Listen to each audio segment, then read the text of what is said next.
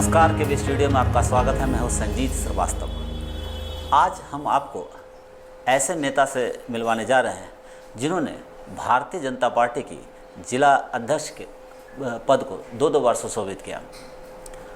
आइए इनसे जानते हैं कि इनका कार्यकाल कैसा रहा और भाजपा में क्या कुछ सब ठीक ठाक है। इन सारी बातों पर इनसे आज चर्चा करते हैं। आइए मिलते हैं भाजपा के पूर्व जिला अध्यक्ष संजय कुमार सिंह जी से। संजय जी, सबसे पहले तो केवी स्टूडियो में आपका बहुत बहुत स्वागत है। धन्यवाद। सबसे पहले आपसे ये जानना चाहेंगे कि आपने दो बार भाजपा के जिला अध्यक्ष पद पर रहे हैं, कैसा रहा आपका कार्यकाल? हम अपने कालखंड से पूर्ण संतुष्ट। हम पहली बार भारतीय जनता पार्टी के जिला अध्यक्ष 2009 में बने थे और 2009 से 12 और वह 3 वर्ष का जो कालखंड रहा बड़ा ही ऐतिहासिक और उपलब्धियों से भरपूर वह कालखंड। उसी 2009 से 12 वाले सत्र में 2010 का विधानसभा चुनाव भी हुआ था और 2010 के विधानसभा चुनाव में उस वक्त भारतीय जनता पार्टी और जनता दल का गठबंधन था और गठबंधन को मिला के हम 10 के विधानसभा चुनाव में जिले के 7 में से 6 विधानसभा क्षेत्रों में हम चुनावी सफलता हासिल करने में सफल हुए थे। अब भारतीय जनता पार्टी उस बार 4 सीटों पर चुनाव लड़ी थी। खास करके बछवाड़ा सीट से नुकसान, बछवाड़ा सीट नहीं जीत पाने का आज भी हमको कहीं न कहीं वो अफसोस सालता है। उस वक्त यदि जो हमारे पार्टी के बागी प्रत्याशी थे, पार्टी के बागी प्रत्याशी और पार्टी के अधिकृत प्रत्याशी, यदि दोनों का मत मिला देते हैं तो हम उस बार भी चुनाव जीत चुके थे। और हम संजीत जी एक बात आज इस केवी स्टूडियो के माध्यम से कहना चाहेंगे कि 2010 का विधानसभा चुनाव, उस चुनाव में हमें भी अवसर अपने नेताओं के द्वारा कि आप तेघड़ा से चुनाव लड़िए, ऐसा आग्रह था। बावजूद हम जब जिलाध्यक्ष चुनाव लड़ रहे थे और उस समय जिलाध्यक्ष का चुनाव जो हुआ था वह वोट के माध्यम से हुआ था।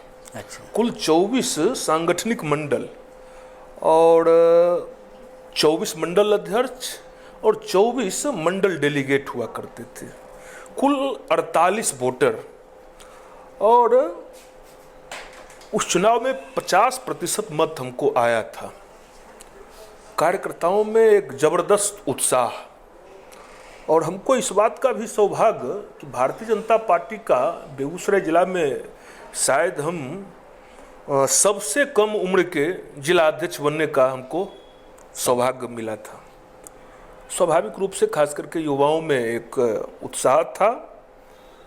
जब हम वो सर्किट हाउस में यह चुनावी प्रक्रिया को अंजाम दिया जा रहा था, उस समय के चुनाव पर्यवेक्षक के रूप में जो आज के भारत सरकार के गृह राज्य मंत्री हैं माननीय नित्यानंद राय जी चुनाव के प्रभारी थे।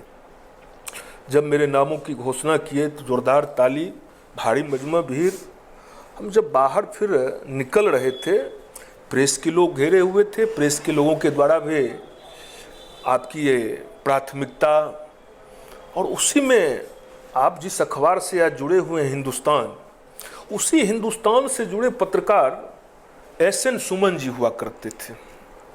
एस.एन. सुमन जी के द्वारा एक सवाल उस भीड़ भरी सर्किट हाउस में उनके द्वारा किया गया कि क्या आप भी अपने पूर्ववर्ती अध्यक्ष के तरह जो सामने विधानसभा का चुनाव है, आप चुनाव लड़ना पसंद करेंगे, विधायक बनना पसंद करेंगे?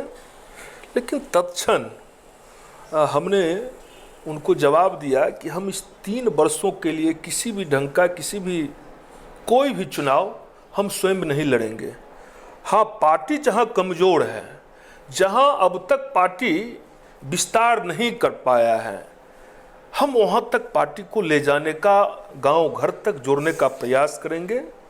और इस बीच जो पंचायत चुनाव होने वाला था, नगर निकाय का चुनाव। जो इस बीच पंचायत का चुनाव होगा चाहे नगर निकाय का चुनाव होगा, हम उसमें पूरे मुस्तैदी के साथ हम उपलब्धि हासिल करने का प्रयास करेंगे। मेरा प्रयास होगा कि ज़्यादा से ज़्यादा मुखिया भारतीय जनता पार्टी के लोग जीतें, ज़्यादा से ज़्यादा जिला पार्षद भारतीय जनता पार्टी के बने, ज़्यादा से ज़्यादा निगम के पार्षद, नगर निकाय के पार्षद भारतीय जनता पार्टी से जुड़े लोग बने, और उस दिशा में हम प्रयास करेंगे। और जो सामने 2010 का चुनाव है, हम 7 का 7 चुनाव जीते, ये हमारी प्राथमिकता होगी। और हम किसी ढंग का इस 3 वर्ष में कोई चुनाव नहीं लड़ेंगे। तो क्यों आपने ऐसा क्यों फैसला किया कि नहीं लड़ेंगे? नहीं, ये कहीं न कहीं कार्यकर्ता मन, कार्यकर्ता मन लगा कि अभी पार्टी का हम जिलाध्यक्ष बने, अब जिलाध्यक्ष बनने के साथ अब तुरंत एमएलए का चुनाव लड़े, ये कोई पहले संगठन की जिम्मेवारी मिली है, तो संगठन अब उसी समय यदि हमारे दिमाग में आ जाता है कि हमको चुनाव लड़ना है, तो फिर हम संगठन जो, चूँकि हम 7 विधानसभा क्षेत्र के अध्यक्ष बनाए गए थे, हम एक किसी खास विधानसभा क्षेत्र के लिए बनाए नहीं गए थे, तो कहीं न कहीं सोच वही था कि यदि हमारा दिमाग विधानसभा चुनाव लड़ने की ओर जाएगा, तो जो मेरा कल्पना है, जो मेरा संकल्प है कि हम जिले के 7 सीट पर भारतीय जनता पार्टी अथवा इसके सहयोगी दल को चुनाव जिताने में हम कामयाब हों, कहीं न कहीं उस पर असर करेगा। कहीं न कहीं यही भाव चुनाव लड़ने से हम अपने को रोक लिए। तो फिर दूसरा जो आपका कार्यकाल रहा, वो तो लगता है उतना बेहतर नहीं रह पाया। ऐसा क्यों? दूसरा कालखंड हम उससे भी ज़्यादा उपलब्धिपूर्ण हम मानते हैं। जब आप ध्यान करेंगे कि पूरे हिंदुस्तान का नज़र बेगूसराय संसदीय लोकसभा चुनाव पर था, 2019 का चुनाव, मीडिया में लगातार यह दर्शाने का प्रयास किया जा रहा था कि बेगूसराय सीट भारतीय जनता पार्टी चुनाव हार गई। मीडिया का एक पसंदीदा उम्मीदवार, और देखे होंगे मीडिया जगत के जो हिंदुस्तान के जो नामी चेहरा, वो सारे लोग बेगूसराय कैंप किए हुए थे। देश के चुनिंदा जो तथाकथित हम कह सकते हैं, उसमें से बहुत सारे लोग जो अवार्ड वापसी गिरोह के लोग जो थे, वो चुनिंदा लोग, फिल्मी दुनिया के लोग, जम्मू कश्मीर से आकर और बेगूसराय में पड़ाव डाले हुए थे, जो हर हालत में हमको यहाँ पर राष्ट्रवादी ताकत, राष्ट्रवादी झंडे को यहाँ पर से उखाड़ फेंकना है। और बेगूसराय का यह सौभाग्य कि देश के जाने माने राष्ट्रवादी चेहरा, हिंदुत्व के झंडावदार श्रीमान गिरिराज जी पार्टी के उम्मीदवार बनाए गए। कार्यकर्ताओं में उत्साह निश्चित तौर पर था, और जो उम्मीदवार हमारे विकल्प में दिया गया था, खास करके कम्युनिस्ट पार्टी के द्वारा, और जो मीडिया में खबरें जिस रूप से चलाई जा रही थी, तो पूरे देश भर के राष्ट्रवादी ताकतों में, राष्ट्रवादी हिंदुत्व विचारधारा को मानने वाले लोगों में कहीं न कहीं एक चिंता था कि कहीं वहाँ पर यदि बेगूसराय में हम यदि मिस किए तो बड़ा इसका खराब असर जाएगा। लेकिन बेगूसराय के रहने वाले, चाहे वो देश के किसी भी कोने में थे, उन लोगों के भी दिमाग में था कि ये किसी कीमत पर होने नहीं देना है। बेगूसराय राष्ट्रकवि दिनकर की जन्मभूमि है, डॉक्टर श्री कृष्ण बाबू की कर्मभूमि, और यहाँ पर एक ऐसे लोगों का चयन हो जाए जिसका परिचय क्या है, पहचान क्या है, कि राष्ट्र विरोधी नारे लगाने का आरोपी है वो। तो ये कहीं न कहीं और अंतोगत्वा बेगूसराय की महान जनता और सांगठनिक। तो आपको क्या लगता है कि इसमें आपकी भी भूमिका अहम रही क्या? निश्चित तौर पर संगठन की, हम पार्टी के जिला के अध्यक्ष थे, पार्टी के जिलाध्यक्ष होने के नाते निश्चित तौर पर यदि हम मिस करते, हम चुनाव हार जाते, तो कहीं न कहीं कहा जाता है कि फलां के नेतृत्व में चुनाव, कहीं न कहीं उसका नेतृत्व ठीक नहीं रहा। चुनाव जीते तो निश्चित तौर पर कहीं न कहीं मन के अंदर तो उत्साह है। लेकिन एक ये सांसद के चुनाव की बात अगर छोड़ दी जाए, तो पिछले कार्यकाल से इस बार के कार्यकाल देखें तो जैसा कि बहुत लोग बोलते हैं, विपक्षी भी बोलते हैं, कुछ आपके परिवार के भी लोग बोलते हैं कि संगठन पर इस बार उतना पकड़ नहीं रहा, कुछ गुटबाजी भी बढ़ी। और ऐसा कहीं से मानना नहीं है। हम समझते हैं कि अभी श्रीवास्तव जी, आपने चूँकि 9 से 12 का जो कालखंड रहा, अभी एक उपलब्धि ही आप मात्र हमसे ले पाए, और शेष उपलब्धि की चर्चा हम करते आपने दूसरा विषय की ओर हमें लेकर चल दिए। हम पहले 9 से 12 वाले सत्र में आना चाहेंगे। हम उस बार रिफाइनरी मान्यता प्राप्त यूनियन, मजदूर यूनियन का चुनाव चल रहा था। जब से रिफाइनरी का स्थापना हुआ, उस दिन से लेके 2011 तक एक पार्टी विशेष, खास करके भारतीय कम्युनिस्ट पार्टी समर्थित मजदूर यूनियन का वहाँ पर कब्जा रहा, और वह मजदूर यूनियन बड़ा ही शक्तिशाली यूनियन के रूप में जाना जाता था। उस समय तक कहा जाता था कि रिफाइनरी के मान्यता प्राप्त इस यूनियन से आर्थिक मदद कम्युनिस्ट पार्टी जिला इकाई को चलाने में तो होता ही है, राज्य के कम्युनिस्ट पार्टी कार्यालय को भी इस रिफाइनरी मान्यता प्राप्त यूनियन के माध्यम से भारी मात्रा में आर्थिक सहयोग मिलता है। हम कह सकते हैं कि उस बीच तक कम्युनिस्ट पार्टी का वह नाभि कमल माना जाता था। जो 11/11/11 का वह ऐतिहासिक दिन, जब भारतीय जनता पार्टी के कार्यकर्ताओं ने अपने भारतीय मजदूर संघ से संबद्ध श्रमिक विकास परिषद को मान्यता प्राप्त यूनियन के चुनाव में ऐतिहासिक जीत दिलाने में भारतीय जनता पार्टी के कार्यकर्ता जैसे एमएलए और एमपी के चुनाव में लगते हैं, उसी तन्मयता के साथ हर एक वोटर से मिलना लगातार, और एक कम्युनिस्ट पार्टी के अंदर, खास करके रिफाइनरी टाउनशिप के अंदर कम्युनिस्ट पार्टी का बड़ा दहशत का वातावरण होता था। कोई कर्मचारी, कोई कर्मी खुलना नहीं चाहते थे, तो उनके भय को दूर करने के लिए हम भारतीय जनता पार्टी के कार्यकर्ता रात रात भर पहरेदारी देने का भी काम किए।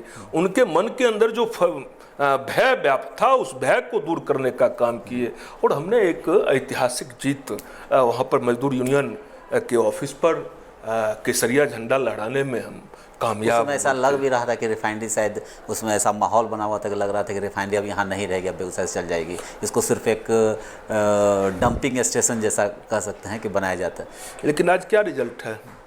आज तो लगातार रिफाइनरी के परिशोधन क्षमता में विस्तार, और आपके ध्यानार्थ कि यह विस्तार अनवरत कब हुआ? जब अटल बिहारी वाजपेयी जी का शासन आया, उसमें विस्तारीकरण का योजना पास हुआ, उस पर काम हुआ। आज पुनः नरेंद्र मोदी जी का सरकार, आज फिर विस्तारीकरण का।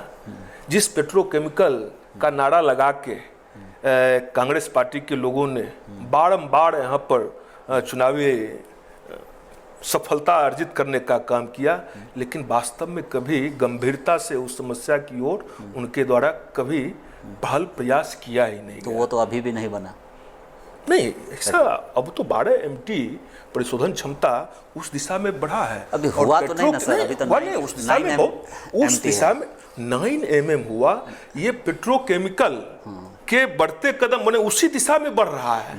हम अब लगभग उसके करीब आ गए हैं, और जो इसके बाद के रिफाइनरी है वो सब आगे निकल गए क्षमता में। ठीक है, ये कोई भारतीय जनता पार्टी के सरकार के द्वारा, भारतीय जनता पार्टी ने तो इसको हर हमेशा बढ़ाने का ही काम किया, इसको ऊंचाई देने का ही काम किया। अच्छा सर, ये अब जानना चाहेंगे कि आपका ये जो रुख है वो भारतीय जनता पार्टी की तरफ कैसे हुआ, कब हुआ? भारतीय जनता पार्टी हम आरंभ में जब हम देखते हैं तो 1989 में भारत में उस समय बोफोर्स का आंदोलन बढ़ा, और उस समय नौजवानों का सर्वाधिक पसंद उस वक्त बीपी सिंह का जो अभियान चला था बोफोर्स के खिलाफ, कहीं न कहीं हम भी उस दिशा में आकर्षित हुए थे। और राजा नहीं फकीर है, देश का तकदीर है, वो नारा कहीं न कहीं युवाओं को प्रभावित कर रहा था, और हम भी उस नारे के साथ हुए थे। जनता दल बना, जनता दल का शासन भी हुआ। हमको ध्यान है उस चुनाव में जब जनता दल उम्मीदवार के रूप में ललित विजय बाबू बेगूसराय संसदीय सीट से उम्मीदवार थे, और उस समय मतदान के बाद एक चलन होता था कि मतदान पेटी, चूँकि सभी बक्सा मुंगेर में जमा होता था, वहीं पर मतगणना होती थी बेगूसराय संसदीय क्षेत्र का। तो ट्रक पर जो यहाँ से मतदान पेटी जा रहा था, तो उसके पीछे पीछे मोटरसाइकिल से 2-3 नौजवानों को जिम्मेवारी दी गई थी 89 में माननीय रामजीवन बाबू के द्वारा। उसमें मैं भी था, हमारे नेतृत्व में, कि उसको पेट्रोलिंग करते हुए मत पेटी को वहाँ मुंगेर पहुँचाने का। और 89 का उसके बाद फिर बाद के दिनों में जब मंडल कमीशन के मामलों को लेकर पूरा देश में धू धू कर जलने लगा, कहीं न कहीं मंडल कमीशन लागू करने के तौर तरीका और समय में कहीं न कहीं कुछ कमी रही, जिस कारण से ऐसा स्थिति उत्पन्न हुआ था। हमारे उस समय के यहाँ के सांसद ललित विजय बाबू ने 17 पेज का एक पत्र माननीय प्रधानमंत्री जी के नाम, जो मंडल कमीशन की जो विसंगति था उसके उस ओर ध्यान उनका आकृष्ट कराया था। और ललित विजय बाबू से भी हम लोगों का बड़ा अच्छा, ललित विजय बाबू बड़ा साफ सुथरा व्यक्तित्व के भी लोग।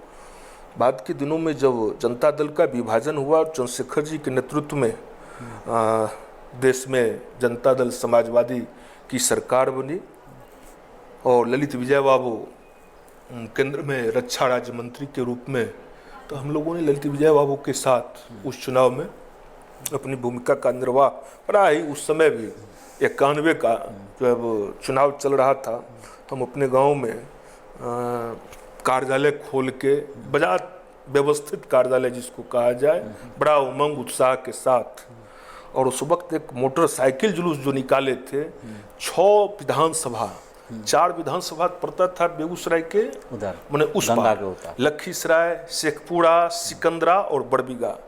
एक दिन में सुबह स्टार्ट किए और रात में शाम तक प्रचंड धूप और मोटरसाइकिल वो जुलूस। बावजूद उस चुनाव में जो चुनाव परिणाम आना चाहिए, चूँकि जातिगत आधार पर साफ विभक्त हो चुका था।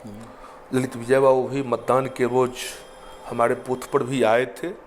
उसमें चूँकि साफ 2 भाग में विभक्त हो गया था। कृष्णा शाही चुनाव लड़ रही थी और राम बदन राय जनता दल के उम्मीदवार थे।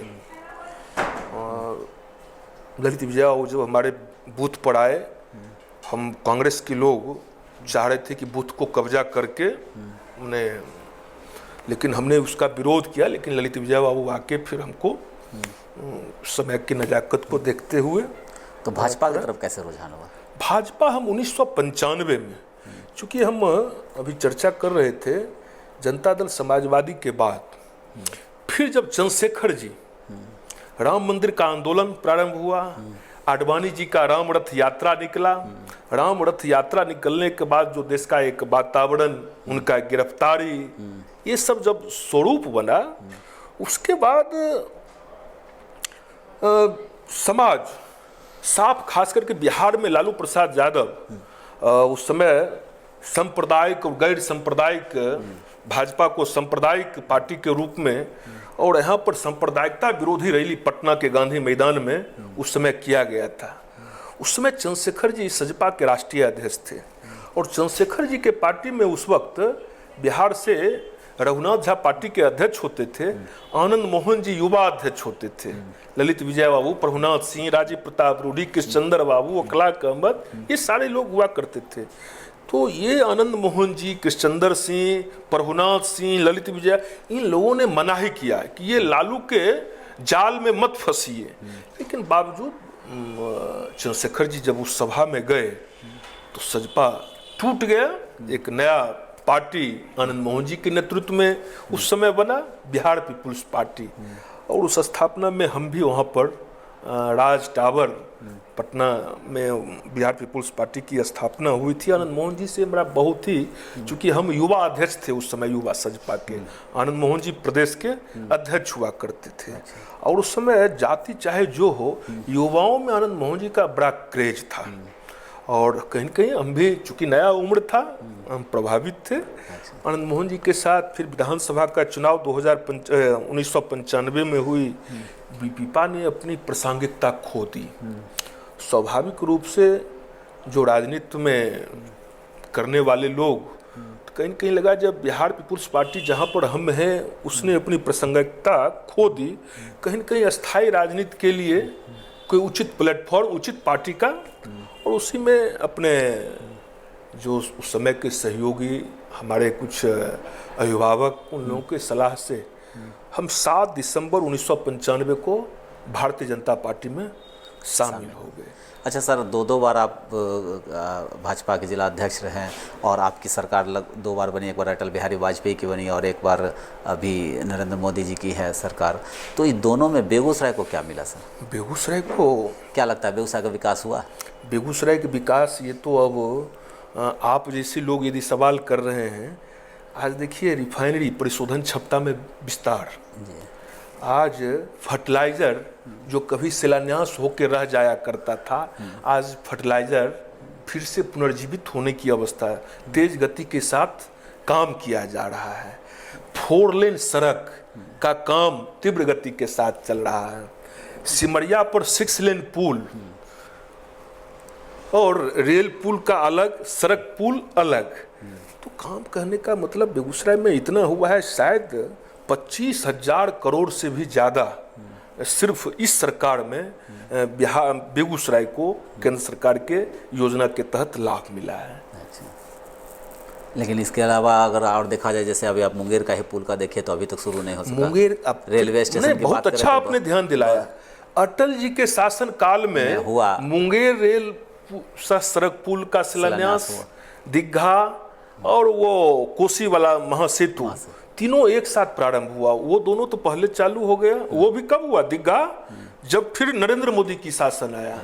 आज वही स्थिति, 10 वर्ष तक यूपीए गठबंधन की सरकार रही, लेकिन पैसा को डाइवर्ट कर दिया गया। जिस गंभीरता के साथ उस योजना को गति देना था, कहीं न कहीं नियत में खोट पूर्ववर्ती यूपीए गठबंधन सरकार का था, जिस कारण से उस काम को गति नहीं दिया गया।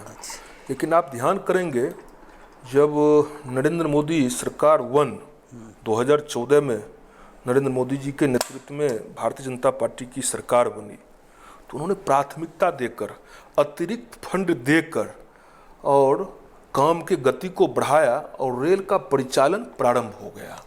स्वयं मनोज सिन्हा जी तत्कालीन रेल राज्य मंत्री बेगूसराय आए थे और उसका उद्घाटन भी किए थे। ठीक है कि सड़क अप्रोच मत नहीं, सड़क वाला अप्रोच वाला कहीं न कहीं, चूँकि वहाँ के स्थानीय विधायक श्री नारायण यादव जी का बड़ा ही नकारात्मक रोल रहा, जिस कारण से भूमि का अधिग्रहण करने में कहीं न कहीं परेशानी।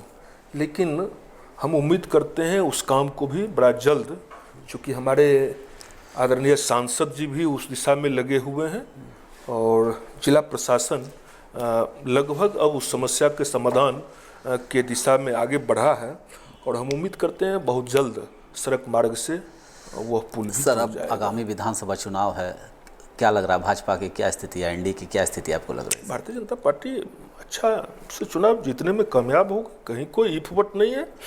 और हम ध्यान दिलाएंगे कि 2005 का विधानसभा चुनाव, जब भाजपा जदयू के साथ गठबंधन था, अच्छा चुनाव परिणाम दिया। फिर 2010 में बढ़िया चुनाव परिणाम। 2015 में हमारा गठबंधन टूट गया और कहीं न कहीं महागठबंधन जो जिसमें नीतीश जी भी शामिल थे, नीतीश जी, कांग्रेस, जदयू, राजद, वो हम पर भारी पड़ा और वो चुनाव जीतने में कहीं न कहीं कामयाब हुए। लेकिन आज फिर ऐसा कोई कारण नहीं कि हम चुनाव नहीं जीते हैं, क्योंकि नीतीश जी भी आज हमारे साथ हैं।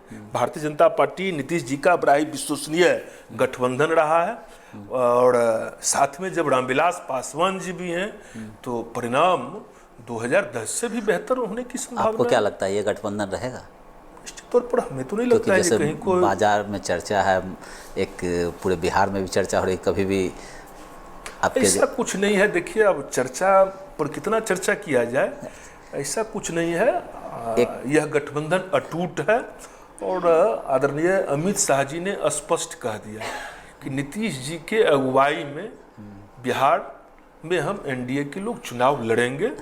इसमें अब इफ वट नहीं रह गया है। हालांकि आपका कार्यकाल सर अभी नहीं है, लेकिन फिर भी एक प्रश्न है कि अभी जो आगामी विधानसभा चुनाव को लेकर आपको प्रत्याशी भी नहीं समझ में आ रहा, अभी से मारा मारी हो रही है। खासकर बेगूसराय विधानसभा की बात करें तो अभी एक प्रत्याशी भी नहीं नजर आ रहा है कि कौन प्रत्याशी बनेंगे। नहीं, कौन प्रत्याशी, भारतीय जनता पार्टी में नेताओं की कमी नहीं है, सक्षम कार्यकर्ता, अच्छे कार्यकर्ताओं की कमी नहीं है। इस मामले में भारतीय जनता पार्टी बड़ा ही सौभाग्यशाली है कि इसके पास अच्छे अच्छे कार्यकर्ताओं का और जीतने वाले कैंडिडेट की एक लंबा फौज, माने लंबा है, श्रृंखला है। और रह गया जब चुनाव आएगा तो पार्टी उचित समय पर उचित निर्णय लेगी, और निश्चित तौर पर जो भी निर्णय लेगी हमको लगता है बेगूसराय के हित में निर्णय लेगी, एनडीए के और भारतीय जनता पार्टी के हित। लेकिन कोरोना महामारी की बात की जाए तो सर लग रहा है कि जैसे कि बिहार में आपकी जो एनडीए की सरकार है वो इसको पूरी तरह सफल नहीं हो पाई कोरोना महामारी को रोकने। ऐसा कुछ नहीं है, कोरोना वैश्विक महामारी स्वाभाविक रूप से ऐसा कभी न कल्पना था कि ऐसा भी दिन आएगा, शायद कभी किसी ने सोचा नहीं होगा जी। स्वाभाविक रूप से जब बड़े बड़े विकसित देश तंग तबाह हो गए, भारत तो विशाल भूभाग, विशाल जनसंख्या वाला देश, और उसके बावजूद भी आज मृत्यु दर कहीं न कहीं कम है अन्य देशों की अपेक्षा। और कोरोना के जैसे अन्य देशों में जिस रूप से तंग तबाह महामारी, कहीं न कहीं भारत में नेतृत्व आदरणीय नरेंद्र मोदी जी का, और कहीं न कहीं उसको उस स्वरूप में जाने से उन्होंने रोका। और निश्चित तौर पर कोरोना संकट आने के कारण आज स्कूल, कॉलेज, सड़क, रेल ठप है। रेल महीनों के महीना ठप रहेगा, कभी शायद किसी ने कल्पना नहीं किया था। तो ये तो एक वैश्विक महामारी, और इसके चपेट में भारत भी है। स्वाभाविक रूप से कहीं न कहीं कुछ जो होना चाहिए, ये विकासशील देश है, विकसित देश नहीं है अभी भी बहुत। बावजूद नरेंद्र भाई मोदी जी का प्रेरणादायी नेतृत्व, जब कोरोना संकट आया तो उनके द्वारा आज देखिए N95 मास्क अपने यहाँ कुछ नहीं बनता था, PPE किट कुछ नहीं बनता था, लेकिन आज मास्क लगभग 5 लाख का डेली उत्पादन, PPE किट 3 लाख डेली उत्पादन, बड़ा तेज गति के साथ आज काम बढ़ा है। जांच की गति को भी बढ़ाया गया है। और कोरोना, बार बार प्रधानमंत्री जी के द्वारा कहा जा रहा है कि कोरोना से डरना नहीं है, लेकिन इसके बचाव के लिए जो है कि 2 गज की दूरी, मास्क का प्रयोग, बारंबार जब मौका ले हाथ को साबुन से धोते रहना, और थोड़ा अपने अंदर ऊर्जा को बनाए रखने के लिए गर्म पानी, नींबू पानी, काढ़ा, इस सब का यदि उपयोग करें तो कोई कारण नहीं है कि कोरोना बावजूद कहीं न कहीं कुछ कमी रहा है, जिस कारण से कुछ जानकारी का भी अभाव रहा है। लेकिन बड़ा ही तत्परता के साथ, और ख़ास करके बिहार में ठीक है सोशल मीडिया पर भले आता होगा, और जो सत्ता में लोग होते हैं जब ऐसे स्वरूप बनता है तो स्वाभाविक रूप से लाख प्रयास के बावजूद कुछ न कुछ कमी रहेगा, अपेक्षा लोग स्वाभाविक है शिकायत करेंगे। तो सर ऐसे कोरोना महामारी में आप लोग विधानसभा चुनाव की तैयारी करें, कहाँ से उचित आपको लग रहा है, क्या लग रहा है? हम तैयारी कर रहे हैं ऐसा कुछ बात नहीं है, चूंकि समय यह एक प्रक्रिया है। अच्छा। चुनावी, और इस प्रक्रिया का पालन करना ही होगा। अब रह गया चुनाव आयोग पर निर्भर करता है कि चुनाव आयोग इस हालत में चुनाव करवाती है या नहीं करवाता है, ये चुनाव आयोग का मामला है। स्वाभाविक रूप से जब टर्म पूरा हो रहा है तो एक राजनीतिक दल के कार्यकर्ता होने के नाते, एक राजनीतिक दल होने के नाते हम अपनी तैयारी पूरा किए, तैयारी में लगे हुए हैं। संवैधानिक प्रक्रिया भी है। हाँ, संवैधानिक प्रक्रिया को उत्पादन करना है। तो सर अगर इस बार क्या लग रहा है कि पार्टी आपको भी किसी विधानसभा चुनाव से भेज सकती है? पार्टी क्या करेगी नहीं करेगी वो तो समय आएगा। आपका क्या विचार है, अगर देती है पार्टी तो? क्यों नहीं, पार्टी, हम राजनीति करते हैं और इसी हमारा अभी अब कोई काम भी नहीं है राजनीति के सिवा। हम भारतीय जनता पार्टी के होल टाइमर। अच्छा। और भारतीय जनता पार्टी के हम 2 बार युवा मोर्चा के अध्यक्ष रहे हैं, 2 बार पार्टी के अध्यक्ष रहे हैं, पार्टी के क्षेत्रीय प्रभारी रहे हैं। तो आखिर उम्मीदवार कौन लोग होते हैं जो संगठन के काम से फिर उम्मीदवार नहीं बनने। हाँ, बावजूद इतना भी उतावलापन नहीं है, इतना भी बेचैनी नहीं है कि हमको उम्मीदवारी नहीं मिला तो हम विरोध की भूमिका में आ जाएं, नकारात्मक भूमिका में आ जाएं। इसकी कहीं गुंजाइश नहीं। मजबूती के साथ और दावेदारी भी रहेगा और नेतृत्व के लोगों को तय करना है कि किनको उम्मीदवार बनाया जाए। सर, अब हम लोग का एक छोटा सा प्रयास है, ये इंटरव्यू का देख ही रहे हैं, डॉक्टर रोशन कुमार जी का है, तो क्या लगता है सर ये कैसा प्रयास है और आपकी कोई शिकायत या कोई सुझाव? नहीं, ठीक है, केबी स्टूडियो एक अच्छा प्रयास निश्चित तौर पर समाज के विविध क्षेत्र के जुड़े हुए, चाहे वो खिलाड़ी हों, चाहे रंगमंच के दुनिया के हों, चाहे धार्मिक समूह के लोग हों, चाहे राजनीति से जुड़े हुए लोग हों, उनको एक प्लेटफॉर्म, एक अवसर अपनी बात कहने का, अपनी बात को आम जन तक पहुंचाने का एक उचित प्लेटफॉर्म दिया है। निश्चित तौर पर केबी स्टूडियो और खास करके रोशन जी, आप समस्त लोगों को इसके लिए धन्यवाद भी हम देना चाहेंगे। एक अच्छा प्रयास। चलिए सर, केबी स्टूडियो में है, इसके लिए आपका बहुत बहुत चलिए, धन्यवाद। आपको भी धन्यवाद। केबी स्टूडियो संपूर्ण परिवार को बहुत बहुत धन्यवाद।